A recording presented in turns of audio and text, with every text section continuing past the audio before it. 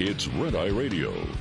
Gary McNamara and Eric Harley talk about everything from politics to social issues and news of the day. Whether you're up late or you're just starting your day, welcome to the show. From the Uniden America Studios, this is Red Eye Radio. All across America and around the planet, we are Red Eye Radio. He is Eric Harley, and I'm Gary McNamara. Welcome. Monday the 18th. Not far from Christmas Day. We are 1 week out. Yeah. All right. Yeah. All right, so I'm sitting here reading some of the Babylon Bee headlines. Okay. That are, of course, Christmas related. Clarence the Angel takes Gavin Newsom to Florida to show him what California would look like if he had never been born.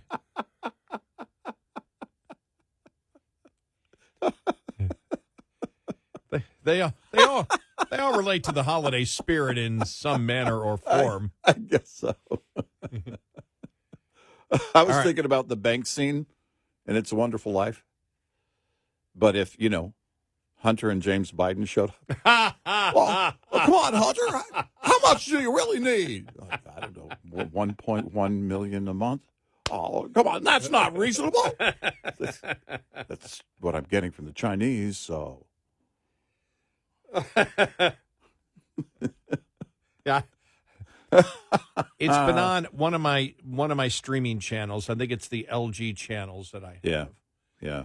And it was on, and it's like sort of in color. I don't like that version. Yeah. And I don't like it either, but Yeah. it fooled me at first because they had a dark scene. It was a darkened scene, and you couldn't tell that it was color. Right. All of a sudden, I came back a few minutes later. I'm like, this is the colorized version. The interesting thing about it is, just shows you the culture we grew up in. How offended I am to see a colorized version of something like It's a Wonderful Life. It's like, no, that's got to be in black and white. It's like my favorite A Christmas Carol, the Scrooge, with Alistair Sim from, I think, 1951. Right. That's got to be in black and white. It's got to be cold. Yes, cold, and because it does relate a certain coldness and harshness to it, which is what the stories, I think, really to have the emotional impact that they have. Yeah, it's got to be that way. If it's color, it's like no, it can't be. Well, yeah, I mean, version. That's it. It. By the way, it was proof at that moment that Ted Turner is evil. Well, now, when he married Jane Fonda, that was. Well, he could still claim defense. Don't ask me how. I'm not getting into the details. Okay. I just like the line. when he decided to go to the colorization of movies, because it was horrible. It was horribly done. Mm-hmm. I mean, I don't know how it works, but I'm guessing they just use crayons in every frame. Because that's what it looks like. Could you use Technicolor? Yeah, I don't. By the way, that would be a good question. I don't, because I haven't heard anything of it. There was such backlash for that back then. Yeah, well, when did that? Was that the 90s that started? Yeah, the 80s? Yeah, right. The 90s was about the time of the Fonda divorce, I think. Yeah. I'm angry. I'm just going to go in and ruin a bunch of classic movies. But that's funny. The divorce caused. If my life is miserable, I'm going to make everybody's life miserable. But I wonder, though, and I don't know that anybody has even brought it up to try it. I'm guessing that they could do a lot better job these days. You still wouldn't want to. But I'm wondering how good it would look versus what they did back then. It would be interesting. I mean, our phones. Hey, would you like to take that photo and change it to black and white? Or would you like to, take black and white photos with your phone? Like, yeah, I would love to pretend like my camera's 40 years old. Sure. Why not?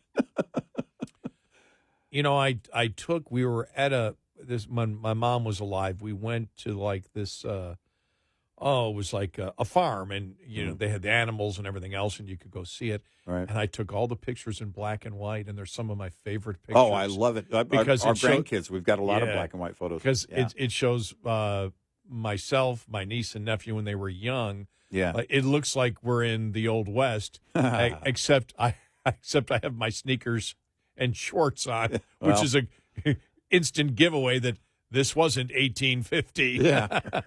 But my parents, some of the old machinery. Yeah. Yeah. And my parents, the way that they were they fit in perfectly. I'm like, oh, all right. Wow. All right, nice. I don't think Mom was happy when I said, wow, in the black and white with the old stuff behind you, you really fit in. What does that mean, Gary? Exactly. Let's move on. Now, there's a lovely thing over here. Yes. What I meant to say was nothing. I meant to say nothing at all. Nothing. That was the answer. I meant to say nothing. All right, here's another headline here in the Babylon Bee. All right. Gingerbread house in California listed on Zillow for $1.9 million.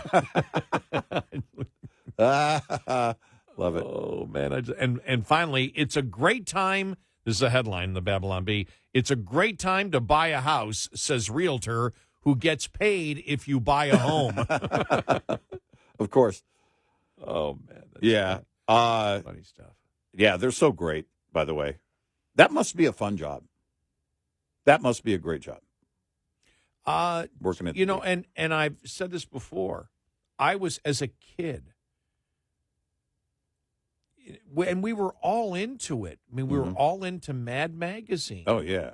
Yeah. And the thing I remember is they didn't care who you were. They made fun of you. No, when I would, I mean, you were just looking forward to getting that cover, Pete Buttigieg on the front, and it was just every time the stuff inside was so hilarious, so great.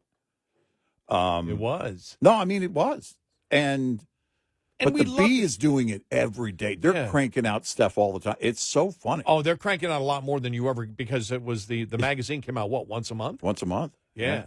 Yeah. Oh, the Babylon Bee's cranking out the headlines every day. But it actually takes me back. When I read a Babylon Bee headline, I'm like, oh, man, that's as good as a Mad Magazine one that was, way back 60 years ago. Yeah. So, I love that. And I always thought, even in Mad Magazine, what a great time it would be to be on that staff. Yeah. And I said the same thing for the Babylon Bee, to sit around and, I don't know why, but I sit there and maybe I'm wrong to do so, but I think everybody's sitting around like on TMZ. I think the same thing. Well, I'll say that I've been in a creative situation like that at a point in my career where there were bullpen moments like that. Yeah, you had, and you're kind of throwing things around, and when you're putting something together. And that's the idea I had in my mind, too. They're sitting around, this open office area and just kind of, tossing ideas out, and it's right now so rich. There's so much stuff for them to, jump off of. I'm waiting because now we're on Monday. I'm waiting for for the Babylon Bee to do on the Boston mayor, Michelle Wu. Yeah. Oh, yeah. Because she was just, think about it. I've never. This is how far we've gone, and I don't know whether it's because the Ivy League schools are so insistent on their anti-Semitism and their promotion of genocide of the Jews, right? Where you've emboldened people on the left to go, I'm the mayor of Boston. Let's promote our racist holiday lunches. Yeah. And then the apology was, oh, sorry that the people that weren't supposed to see it saw it. Yeah. Essentially. Sorry I didn't keep my racism. I apologize that I didn't keep my racism private. Yeah. Wow. I'm sorry that you had to see my racism. Now let's go forward. Oh, here's a lunch. All right, it's Friday. Let me put out a picture of our racist lunch. Right. What's next, Michelle Wu? Oh, here's the latest Ku Klux Klan. Yeah.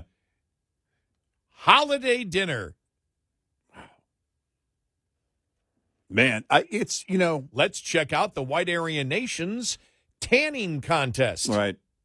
I was thinking the other day about, things like this, the Babylon Bee and everything else, but I was thinking in terms of SNL.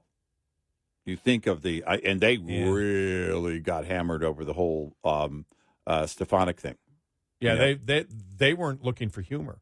No, they were looking to make a point. The humor was only one way on that one. And the thing is that, so it shows you, and we know the mindset of a lot of those, whether it's SNL or anywhere else, anyone in that setting they're young liberal minds. So that's what they come up with. And they workshop that, throughout the week, by the way. And sometimes things change because of a news event, and then they throw the ideas together. And, well, you had a key player that backed out of that skit right before airtime, and that told you something. But think about it, if it weren't the political pressure from the far left. Now, again, there's inspiration that comes from within, from, anybody who thinks that way on the left that's on that staff. But if they did that in a parody form, like the Babylon Bee writing about, a situation like that, right? Mm-hmm. Because it's unbelievable. That entire day was unbelievable in the exchanges. And those university presidents, it was just unreal. But imagine they had done that and were making a point to that point instead of the opposite. Well, without the radicals and the mob threats coming after you, the angry mob coming after you at SNL or anywhere else in Hollywood or, in television writing rooms, what would that process look like? How would it change? Well, like I did see the Babylon Bee say Harvard decides to keep its Führer. Yeah. So I mean, I was like, I think I did see that. Yeah. And I did, right. By the way, I did find one. They did do one on the Boston mayor. Boston mayor hires bouncer to check skin color outside of entrance to holiday party. Let me read the first sentence. On Wednesday, they did this last week, though. On Wednesday, a bouncer specially trained to detect variances in skin color and ethnicity was appointed by Boston Mayor Michelle Wu to keep whites away from a minority-only holiday party. And then they had this in quotes. Whoa, buddy! Do I detect Scottish ancestry? The bouncer said as he roughly grabbed white city council member Frank Baker. Look at the sign. No whites allowed. Wow. To aid in his duties, the bouncer reportedly utilized a flashlight, a skin color card. Wow. And has a background in anti-racist studies. My God. Yeah. Perfect. Though white people weren't formally invited, invitations made their way to them by mistake. To maintain the racial integrity of the party, the mayor was forced to use taxpayer funds to hire a bouncer who violently removed anyone with an insufficient amount of melanin in the skin. Wow. Oh, my gosh.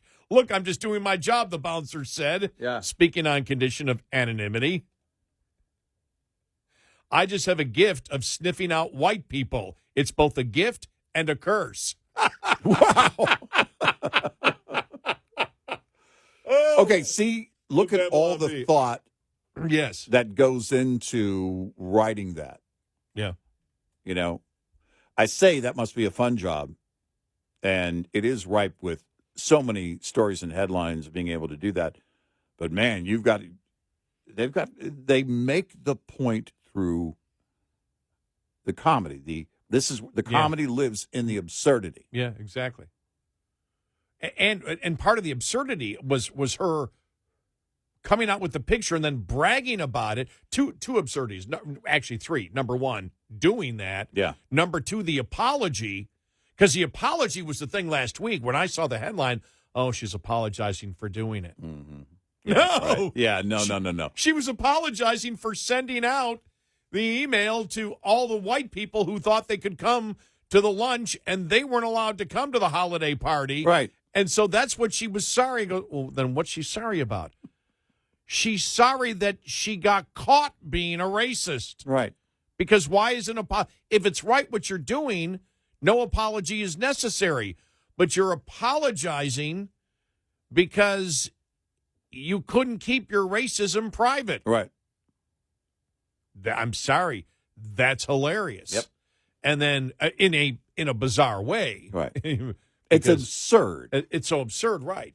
And then when she brought out the picture and put out the picture, here it is. Here's my racist party. What a great time we had. It's just bizarre. Yeah. But that is how bad. That's mainstream Democrats right there. Right. There is no. Right. That's not. You can't say, well, that's just a radical. That's a mainstream Democrat. That's how they think. In a major American city. Right. That's how racism. That's how racist and how invested in identity politics they are. Yep. And that's evil, folks. No doubt. 866-90 Red Eye. This morning's USDA Farm Report is brought to you by House Products.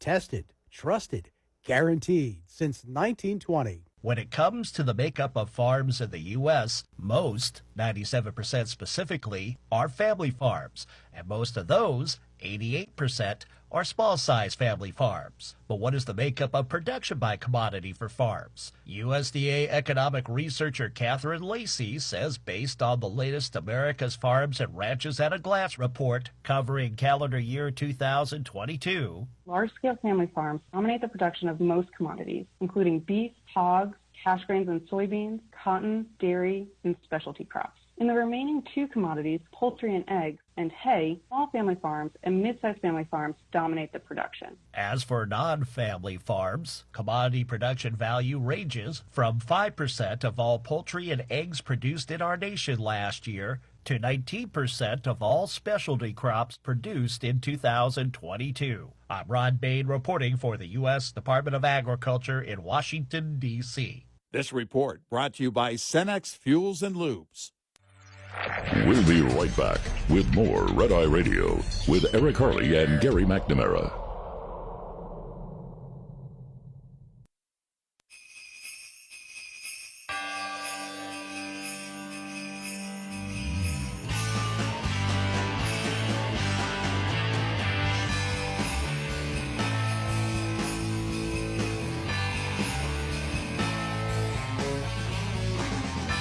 It's Red Eye Radio. He's Eric Harley, and I'm Gary McNamara. Coming up following the bottom of the hour, Jonathan Turley gives a comment on the Hunter Biden case and talks about Swalwell. Yeah. As he looks at Swalwell and says, you know, he could face possible charges. You and I, the thing that really got us was Korean John Pierre saying, oh, yeah, the president was familiar with what Hunter Biden was going to say, and we're like, whoa, you and I on Friday breaking that down going, did she actually say the that? The subject of the proceeding had contact with a witness. Yeah. Oh, that's a problem. About what was going on. About breaking the law. Yeah. Oh. I'm like, oh, my God. That's, yeah. You and I couldn't believe it. We went, when I first saw that, I said, did I read that wrong? And he goes, no. And then I saw her say it, and then there were two follow-ups because I think the reporters were like, did she actually say that? Right. That the president was familiar? Well, if you're trying to separate it and saying this is about Hunter and Joe is completely different, if that's the propaganda you believe, and that if she believes it, did she temporarily forget that they're actually going after the president and not Hunter? I would think so. Otherwise, why do you mention that at all? You'd never want to tie the two together. Unbelievable.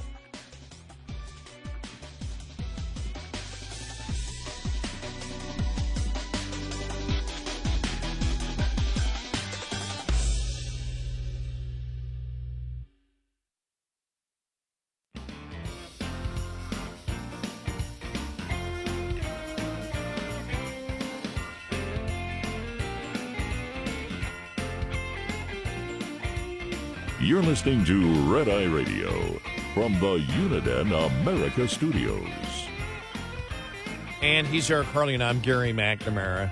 You know, you and I had this discussion. We had it on the air a couple times. We had it off the air.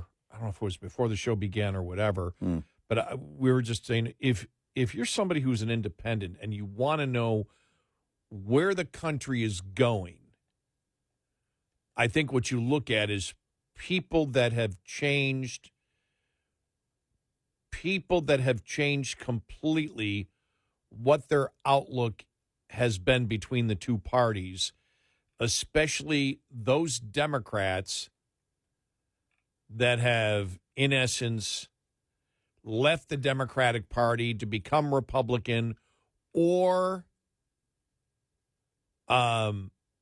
may still be Democrats, but are saying they've got huge problems.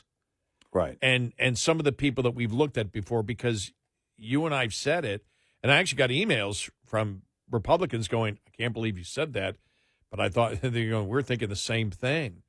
Because you and I talk about the fact that Republicans need to effectively communicate. It's something that they've been lacking. They have not effectively communicated. Look, you can communicate to your base. You can't win with your base. You got to communicate to independents. Right. And we look at some of the best communicators out there right now promoting things that the Republican Party strongly believes, but does not promote as strongly in the same way.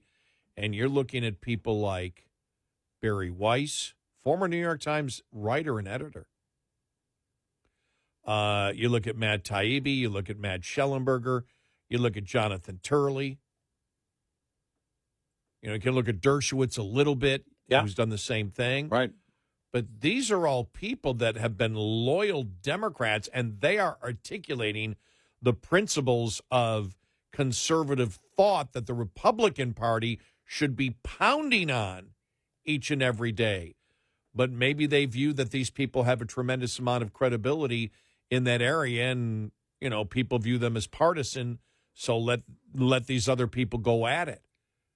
But you think about it, and I think that the best on legal things is Turley. You really can't argue against him if you're somebody on the left. And they really don't. They don't attack. You know, they attack Taibbi, they attack Barry Weiss, they attack Schellenberger. I think they attack them more than they do Jonathan Turley. I don't know why. I would think that Jonathan Turley they would just attack with the normal, you know, he's white, he's racist, whatever. Right. I haven't really heard a lot of that. But he articulates things extremely well. He did yesterday on Fox News Sunday when they were talking about the Hunter Biden case, and he was asking, I have this audio coming up here, he was asking, or he was asked whether whether Hunter should be charged with not obstruction of justice, but what is it? Contempt of Congress. Contempt of Congress. Thank you so much. Appreciate it. Here we go. Here's part of it.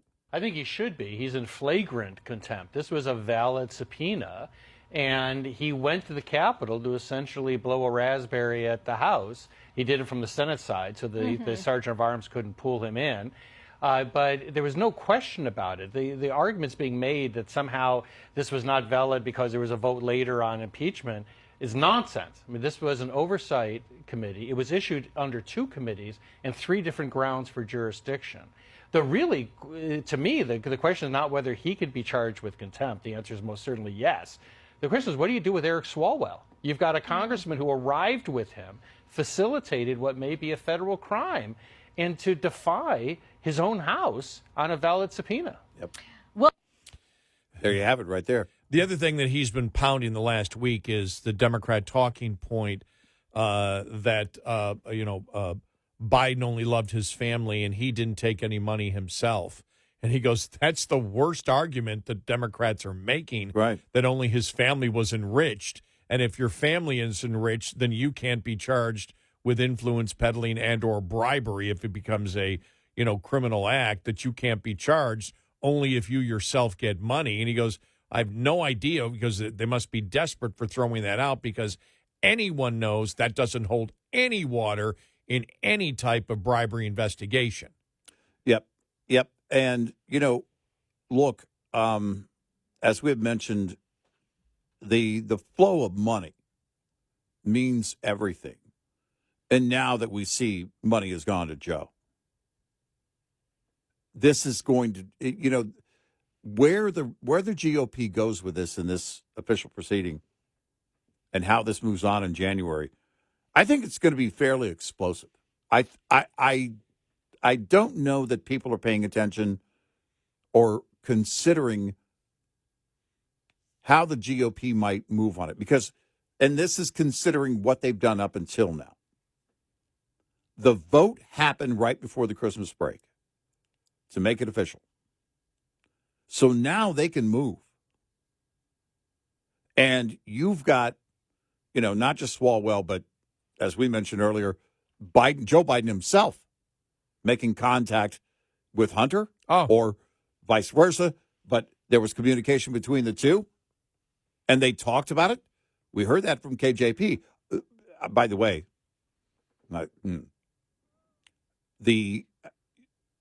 I concede the defense right now.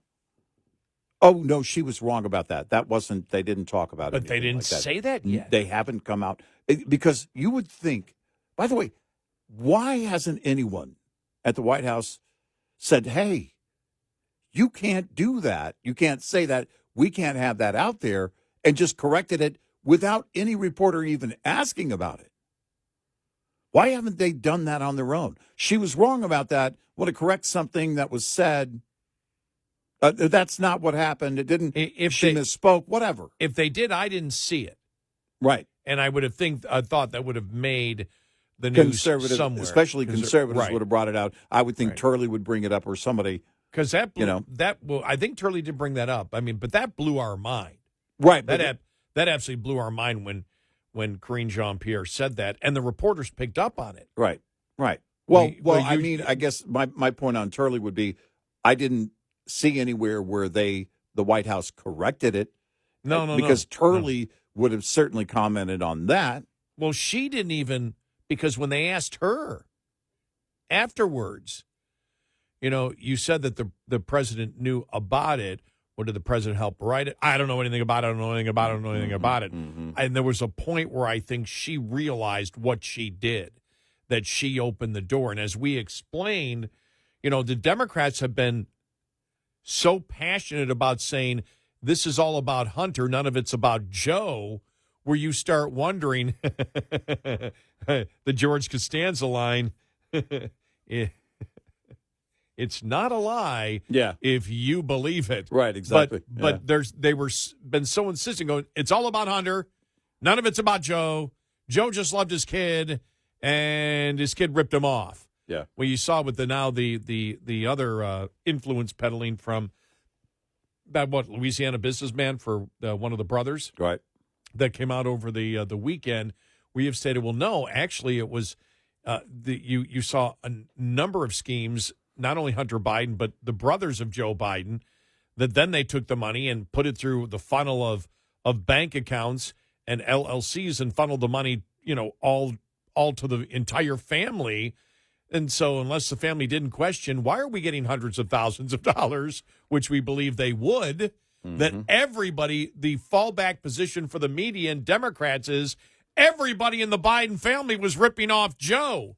Joe loved everybody. He had no idea. They were all going to foreign governments and foreign entities and people that hate us, our adversaries, and his own family was saying, our father can do all this stuff for you if you give us tens of millions of dollars. Right. And little old Joe had no idea what was going on, and they're all laughing and not doing anything. They're never delivering anything from Joe, but for a period of like 12 years, they were able to convince governments time and time again to give them millions of dollars and never deliver anything from Joe, and then enrich the entire family except for Joe. And Joe just loved them, and they all screwed him over completely. Poor Joe. Poor Joe. They were all involved in the corruption. It's amazing because I wish a Republican would come out and state that exactly as we do to some Democrats' face to see the response, because they try to make it just Hunter and Joe. That's it. Hunter was acting separately and completely, and he was a complete drug addict. And forget about the timeline. If the timeline doesn't fit that exactly, we don't care. We're still going to stick with that. But when Karine Jean-Pierre came out and said, no, the president was familiar with what he was going to say, it means the president knew then that he was going to break the law. Mm-hmm. Well, remember, the target is not Hunter Biden. The target's Joe. Yeah. And so Joe is the subject. Joe is the target. He's the subject of everything. They're not going after Hunter. They're going after Joe. And Karine Jean-Pierre admits that they've been in communication about an illegal act that Hunter Biden was going to commit that leads right to his father. Right. That was mind-boggling. And still hasn't been corrected. No. From as what far I know, as we still know. has not been corrected, no. Because you'd have to come out and say, no, he had no idea what someone's going to do. They talk about everything except for that. Yeah. I mean, may not be believable, but you say it. Right. And then I saw this here, New York Post editorial. This came out at 7 o'clock last night. I missed it, and I said, wow, nobody else really talked about the deal that they may be trying to make with the Senate and the White House on immigration or the border. And they have the editorial board. What on earth was the congressional GOP thinking? Reports indicate the White House and Republicans in Congress are at work on a deal that would tighten border security in exchange for cocaine aid to Ukraine, and that a major bone of contention is whether to set a trigger point for expedited migrant removals when illegal crossings hit 3,000 or 5,000 a day. Huh? If Washington can tell border agents to stop waving in illegals when the total hits some arbitrary threshold, then it can tell them to do that from the jump. In other words, by dickering over just how many illegal migrants can come through in each day before the door slams shut, the Biden administration has at long last said the quiet part out loud. The law doesn't actually require treating the word asylum as a magic open sesame. Yes, the border can be closed. It's open because Biden opted to appease the left wing of the Democratic Party, which wants open borders however it can get them. Look, the law says every illegal entrant must be detained until final determination of their status. All the evidence indicates the vast majority do not have legitimate asylum claims. GOP efforts to compromise here in order to reduce the overall time would endorse the plainly illegal policy that the Biden administration adopted on day one of the administration, and even the 3,000 in a day trigger would still add more than 1 million to the country per year, people without employment, shelter, or any other key resources. We hope that died last week when Republicans came up with it and made the press. Yeah, I'm hoping that's gone for good. And they understand the number is zero. It did seem like with the letter that those Republican senators wrote to their leadership that is a concern. Right. Even though they didn't mention it, they want this thing stopped and not to be discussed till everybody gets back in January. Yeah. They want open transparency and not the so-called secret negotiations that are going on now. Right. 866-90 Red Eye. Coming up, more with Gary McNamara and Eric Harley. It's Red Eye Radio.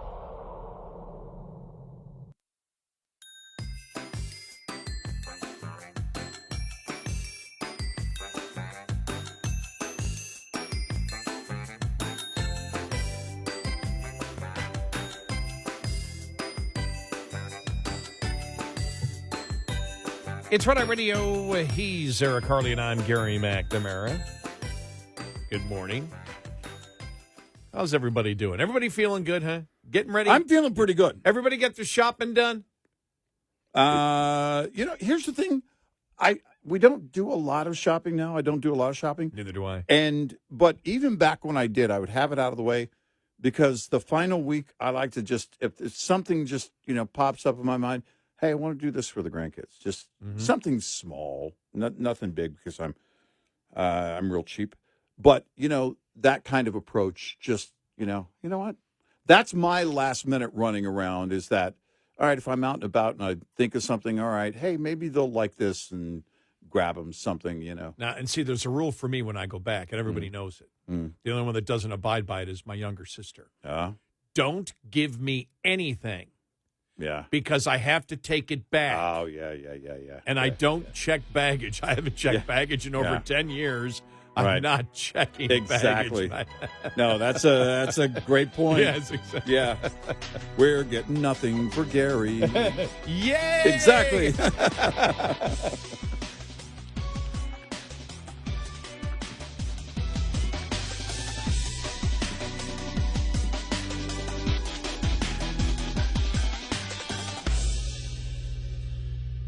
This is Red Eye Radio on Westwood One.